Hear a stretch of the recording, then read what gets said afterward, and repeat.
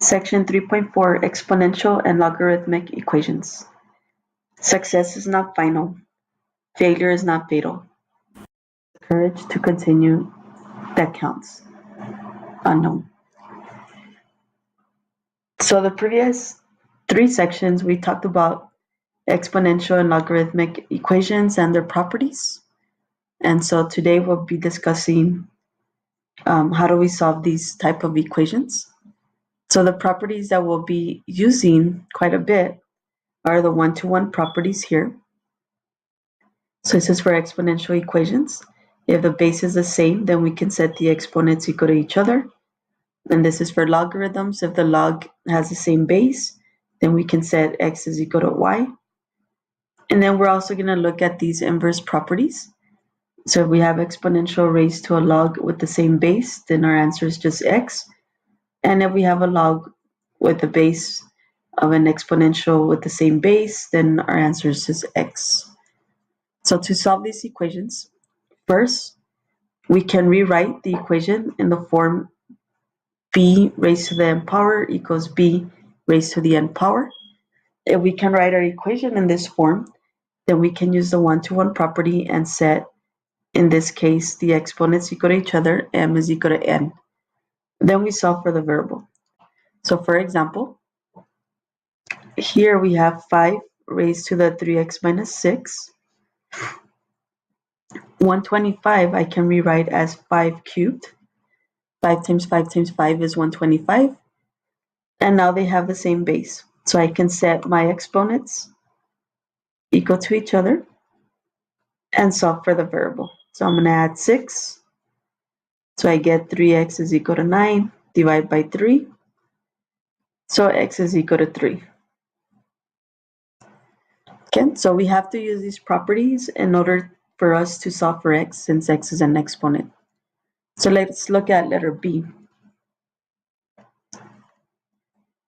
For B, we have 8 and 4.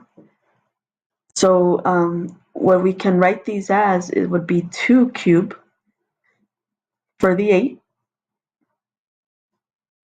and 2 squared for the 4. If we have an exponent raised to another exponent, then we multiply. So this is going to be 2 raised to the power of 3 times x, which is 3x, and 3 times 2, which is 6. And on this side, we get 2. 2 times x is 2x. 2 times negative 3 is negative 6. So now we can set the exponents equal to each other and solve for x. So I'm going to subtract 2x. So I get x. I'm going to subtract 6 is equal to negative 12. And you can check your answer. If you plug in negative 12 in for the x on both sides, then you'll see that you get an equivalent equation. Okay, so let's look at letter C. Here we have the base e and the base e. So it's the same base. So we can set negative x squared equals to negative 3x minus 4. Notice that the x is squared, so that means this is quadratic. So everything should be on the same side. I'm going to bring x squared on this side. So I get 0 is equal to x squared minus 3x minus 4.